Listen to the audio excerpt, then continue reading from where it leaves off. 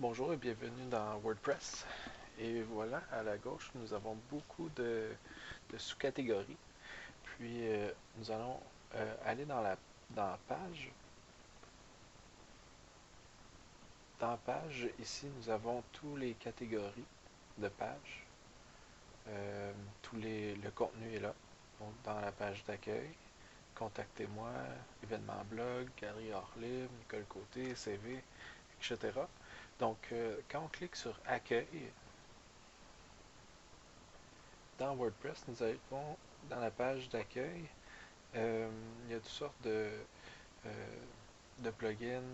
Ça, c'est un plugin justement pour aider justement les moteurs de recherche, etc. Google.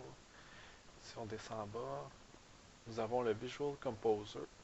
Et voilà, dans le Visual Composer, c'est là qu'on travaille.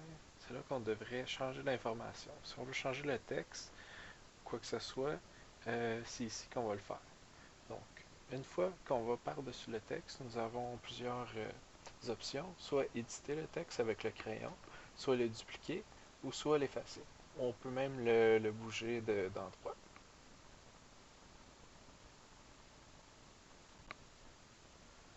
Alors, une fois qu'on clique sur le crayon, on peut éditer le texte. Une fenêtre devrait apparaître, et puis c'est un peu comme Word.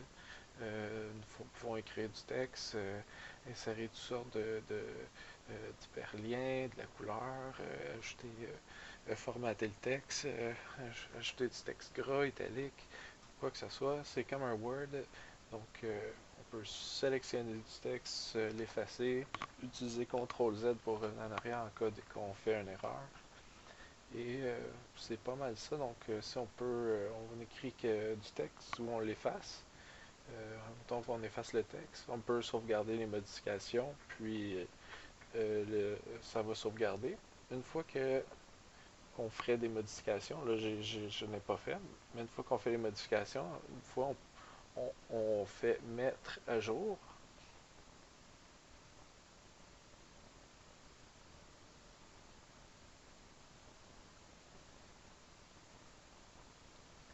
et les modifications du texte se refait.